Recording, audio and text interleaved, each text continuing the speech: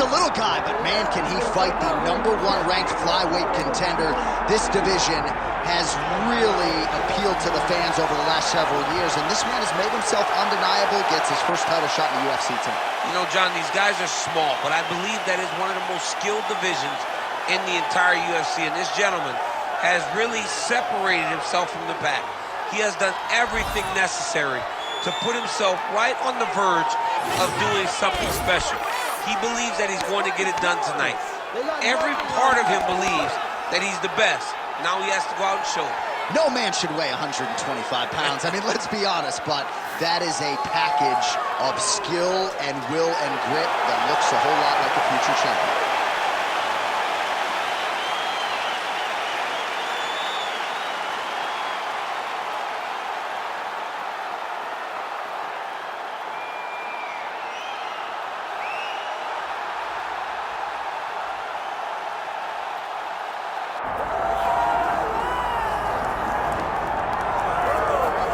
All right, so here's the now two-time UFC flyweight champion, Brandon Moreno, goes to Rio de Janeiro, beats Davison Figueiredo, in all likelihood the fourth and final meeting, but just an incredible accomplishment in a career full of them for the assassin baby, Brandon Moreno. And still very young, but when you look at his opponent tonight, you recognize that for all that he's done, Brandon Moreno still has to do everything right to get his hand raised.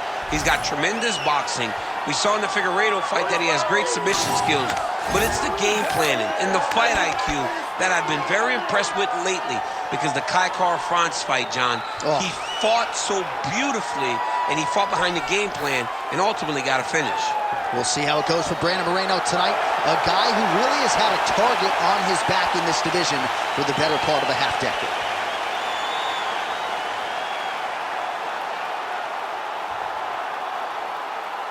And now our tale of the tape for this flyweight championship fight. All right, we send it back inside the octagon. Here is Bruce Buffer. Ladies and gentlemen, this is the main event of the evening.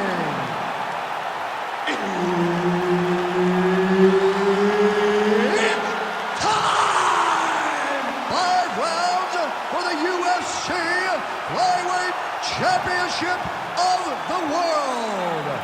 Introducing first, fighting out of the blue corner, presenting the challenger, Tatsuro Taira. And now introducing the champion, fighting out of the red corner, presenting the reigning, defending, undisputed UFC Flyweight Champion of the World, Brandon the Assassin Baby Moreno. Herb Dean, our referee for this one.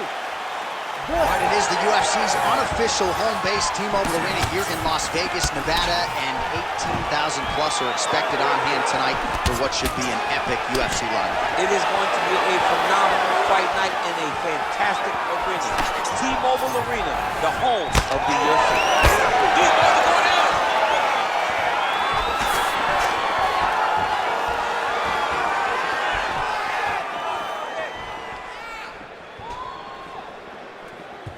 Straight right, he misses. Big punch lands. Ooh. Trying to hammer that lead leg. Oh, great block there. Flipped him with the jab.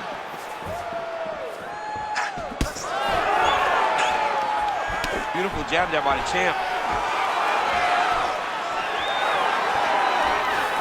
Leg kick. Just over 3 minutes to go. Back to the left hand now, unable to connect. Strong hook lands.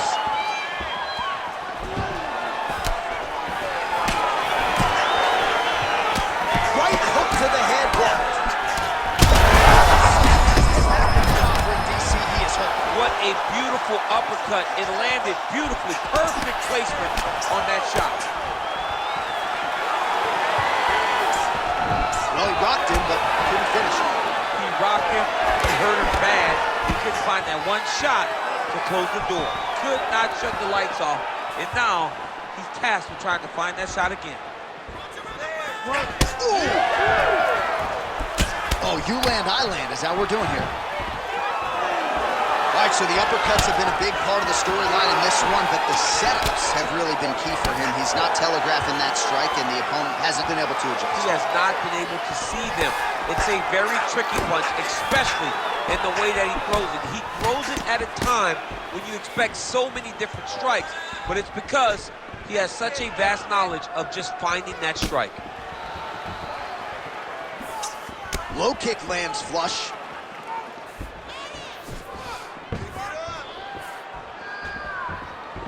Fighter lands a kick now.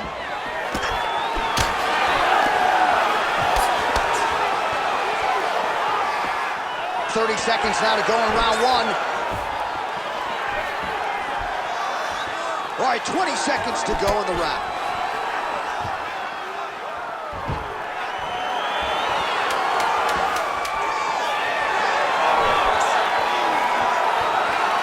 Round two is next.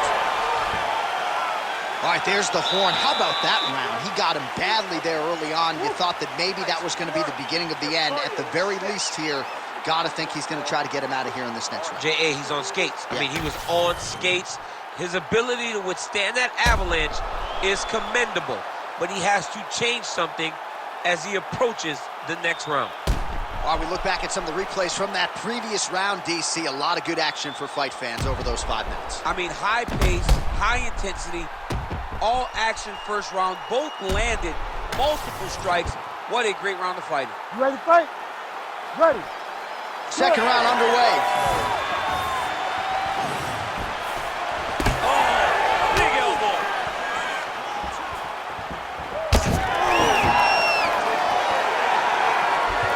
Oh, nice right hand by the champ. Yeah. Oh! Big shots exchanged in the pocket there. Oh, that one landed, yep.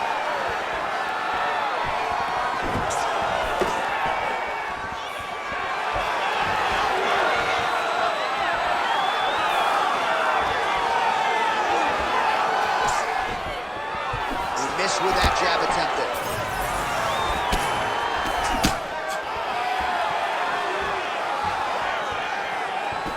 Great shot blocked by the opponent.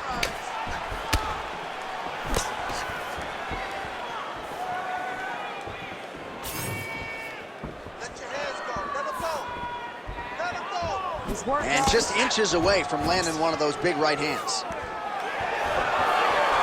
Wow, what a hip kick. Huge strike lands there, and somehow his opponent's chin held up. His opponent's chin held up, but you do not want to be on the receiving end of those types of strikes.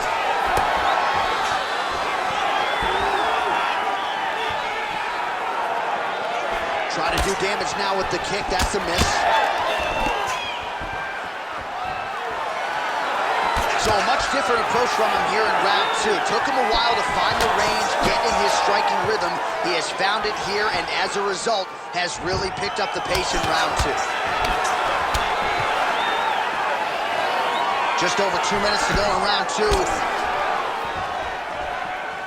There you go. Stand tight, stand tight. Throwing that jab now again, the fighter evades. Could be the beginning of the end here.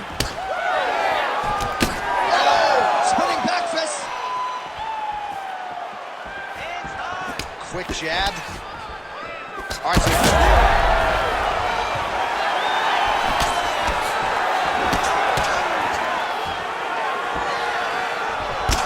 well, didn't take long. You see the signs of bruising on the outside of that lead leg.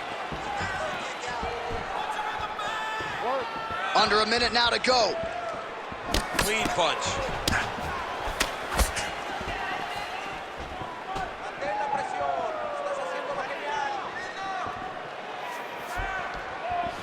Back and forth we go.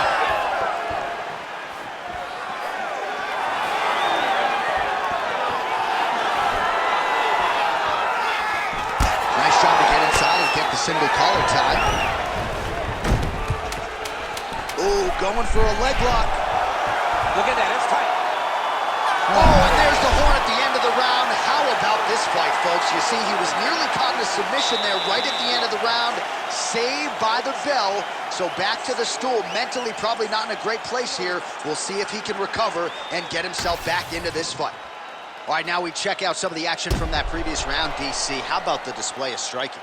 Just high level. I mean, you would think that we're watching a K1 level kickboxing match opposed to being in the UFC. Both displayed great technical skills, unbelievable striking. All right, so a wild round and a wild sequence there on the ground, DC. Talk us through the highlight. Yeah, man, you see two high-level grapplers going after it. One guy gets an advantage, the other guy always has a response. We thought it was over. A lesser opponent would have been submitted, but these two are two of the best grapplers in the entire UFC. Single leg takedown. All right, bottom fighter here, maybe looking to hip escape, DC.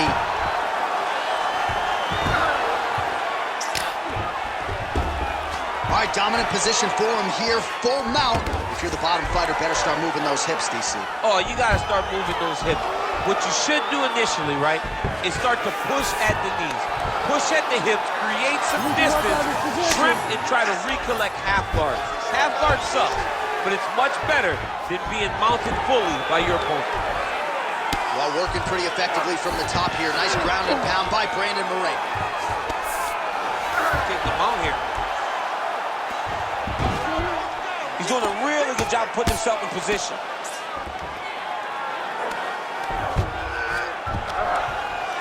Just over 3 minutes to go in round 3.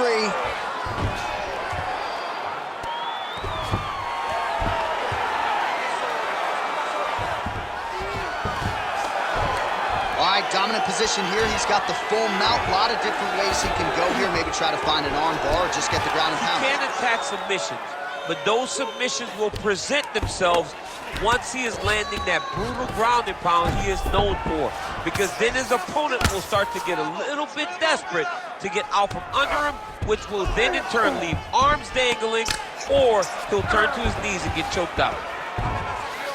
Trying to pass the guard here, but a nice job by the bottom fighter defensively. Bottom fighter did a fantastic job of following with his hips, making sure he blocked any attempt to get past his guard.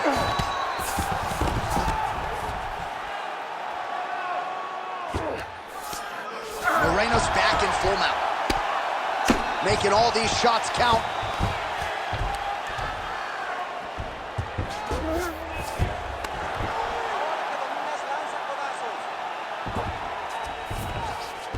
All right, he's trying to control posture here. Now trying to hip escape. He's just trying to move out of this position off the bottom. Moreno's looking to pass out of the half guard here, maybe looking for side control. He's denied. Showing off that leg dexterity and flexibility. Rubber guard now. I mean, it's unbelievable to watch these guys who are able to bring the legs all the way up around the shoulders and just control you. Because to me personally, and I'm no jiu-jitsu expert, to me personally, it feels like this is a position to really just slow everything down. Are there submissions? Yes. But the ideal thing in this position is to slow you down from damaging and really just make you feel more in danger than you really are. That's 3 rounds. We're now headed to the championship rounds. Okay, that was a good round, man, but let's submit him. We're not trying to hurt him. We're trying to submit him. We're trying to get that W. We're trying to get to the after part, okay? We're trying to be happy at the after part. All right, so there's the end of the round. The storyline over those previous 5 minutes. Volume takedowns, offensive wrestling. Yeah, this is an exhausting type of fight. Not only for the offensive fighter, but also for the opponent. Always being under attack, always being defensive, always reacting starts to really wear at your gas tank. It's interesting to see who is more fresh going into the next round. You ready to fight? Ready. All right, here's round 4. Fight scheduled for 5 5-minute rounds. All right, here we go. The tension is palpable. 4th round is underway. You've got a thing or two to say about these championship The rounds. 4th round is easily the hardest round of fighting. You're so used to fighting in round 3. You got to get back off that stool, and this is a real test of your will and desire to win a fight.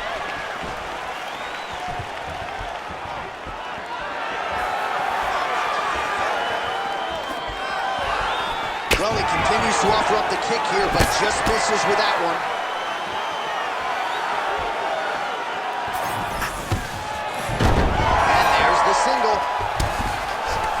trying to lock up on a submission now. Oh, compromising spot here. Triangle choke is locked in.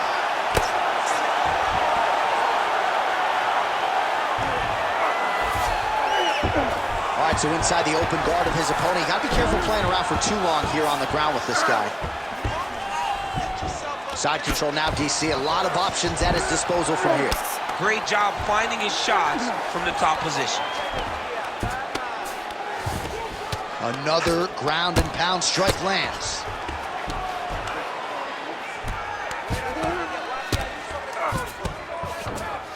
Ooh, right into side control, DC. This is where you want to be now because you get to make your opponent decide. They try to turn back into you, you can attack guillotine. If they turn away to try to get to your knees, you throw your hooks in and you got all your rear choke submissions. All right, north-south position here. We'll see if the crowd can be mature about this, DC. This is some exhausting work, man. I mean, it is so tiring to be fighting in this way. So much wrestling, so much grappling, expending all this energy, trying to hold the guy down.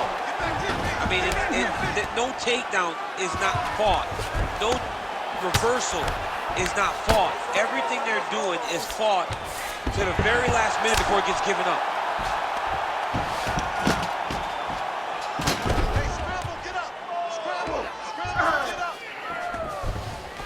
Oh. Ground and pound keeps coming. Good movement to avoid that damage coming down. Oh, now looking to posture up, and he lands a big head strike. Nicely done there by the assassin baby, Brandon Moreno. Nice. Another one. I mean, he cannot miss from the top position.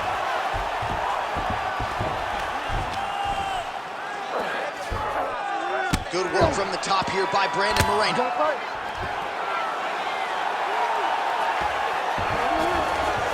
Final seconds of round 4. Oh, that is tight. Could be the beginning of the end. Oh, and there's the horn at the end of the round. So the fighter was really caught in a submission there just as the horn sounded.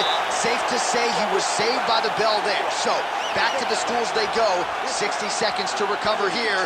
We're gonna fight on, ladies and gentlemen. Another round coming up. All right, so there's the end of the round. We had a big submission attempt there midway through, but largely the submission defense held it. It wasn't tight. We thought the fight was over, but stayed patient, stayed calm, relaxed, and found his way out of that deep submission. All right, so there's the horn. That means the round is over. We nearly had a finish due to a submission, but I think you got to give credit to both the offense and the defense. Yeah, you got to give credit to both guys, but nothing's more beautiful than an extended grappling exchange like there. Great shot lands. Now he's got to go find that follow-up attempt. The kill shot was what they call it to go and end the fight. Oh, nice jab.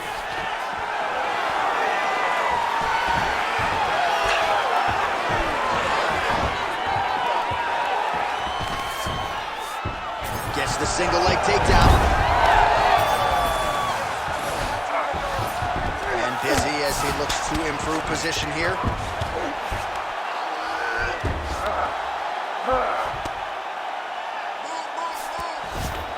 Just because he got taken down doesn't mean he ain't gonna punch. Lands a beautiful strike from the bottom.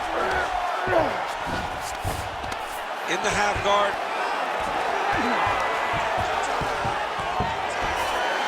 All right, great position for him here. He's got the full mount. See if he can get that ground and pound going. Oh, he's got to get it going, but he can't rush. A lot of times, guys get in the full mount and they rush. They get nervous. They're like, oh my goodness, I'm winning. Reality is, you're winning, but it can change in a matter of seconds because then they can be gone.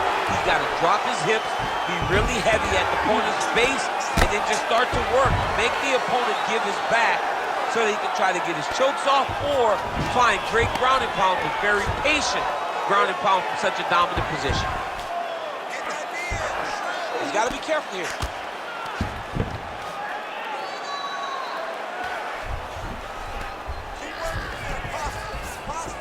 Under 2 minutes now with which to work. Moreno's in half guard. All right, he's got side control here, DC. You know, he's got a lot of different submissions in his arsenal once this fight gets to the ground. Now he's looking arm triangle on the opposite side. When he goes to finish, look, he's got it locked. When he goes to finish, he has to pass his body all the way to the opposite side, drop his chest to get enough pressure to finish his technique.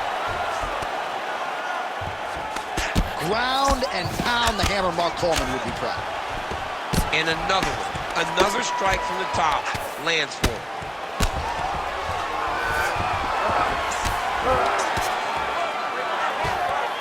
Great defense by this fighter. Now he's going full mount.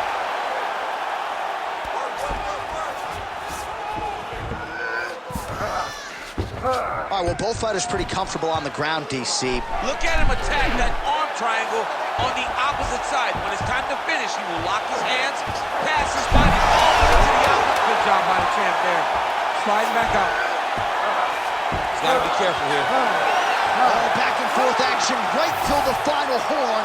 What a tremendous finish to this one as we go the full 25 minutes. All right, so they came in unquestionably the two best in the world in this division, and they showed you exactly why here tonight. A lot of people may think the challenger did enough. For me, slight lean to the champion to retain his title. I agree with you, John. I thought the champion did just enough to keep his belt. And this has nothing to do with you got to beat the champ to get the belt. No, the champion outworked him in the big spots, and he should retain his title.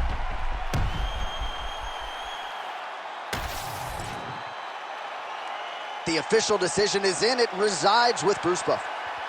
Ladies and gentlemen, after 5 rounds, we go to the judges' scorecards for decision. The judges score the contest 49-46, 48-47, and 48-47.